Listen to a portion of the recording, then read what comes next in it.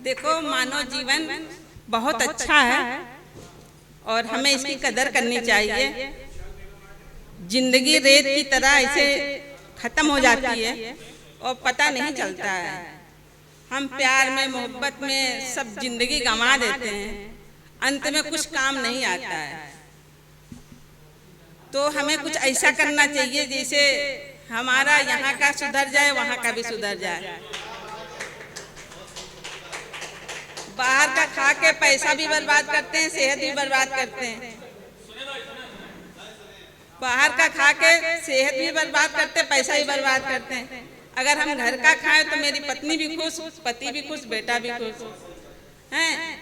और दूसरी बात, हर मजहब में एक उनका इष्ट होता है, भगवान होता है। हमें बुजुर्गों की हमेशा कदर करना चाहिए और समाज में जो धर्म गुरु हैं, जो अच्छे लायक हैं, उनके संगत जरूर करनी चाहिए। उनका सत्संगत महीने में, साल में 1-2 बार जरूर सुनोगे तो तुम्हारे जहन में कुछ अच्छा आएगा जो मुझे आगे काम आएगा। तो हमें हमेशा सत्संग सुनना चाहिए, अच्छा खाना चाहिए। दारू शराब पी के, नॉनवेज खा के आजकल काफी लोग बीमार हो रहे हैं। खाने की चीजें आप खा सकते हो पर हिसाब से खाओ। पता चला मुझे पैसा इतना मिला कि मुझे जो अच्छा लगता है वही खाते हैं। मान लो मुझे पनीर अच्छी लगती है, अब हम डेली पनीर खाएंगे तो मेरी सेहत खराब ही हो जाएगी, हैं? तो हमें पनीर उतनी खानी चाहिए कि कल को सेहत ना खराब हो। एक तो पैसा पनीर में गया, ऊपर से दवा में चली जाए। तो हमें प्यार के पीछे प्यार सबसे करो, मगर दिल कभी किसी से ना लगाओ।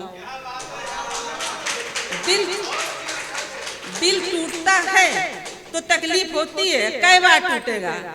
आज माँ से हमने प्यार किया, माँ चली गई। बहन से प्यार किया, बहन चली गई। फिर माँ के लिए रोया, फिर बहन के लिए रोया, फिर पति के लिए रोया। अरे हम किस किस के लिए रोते रहेंगे? अरे हम दिल उससे लगाएं जो कभी रोना ही ना पड़े। हम दिल उस भगवान से लगाएं। दिन भर तुम कुछ भी करो पर शाम को 10 मिनट भगवान के लिए निकालो।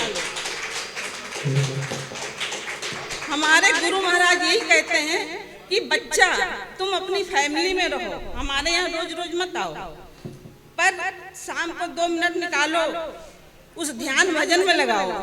आप टिकट खरीद के दिल्ली जाते हो, बम्बई जाते हो, मथुरा जाते हो, वृंदावन जाते हो।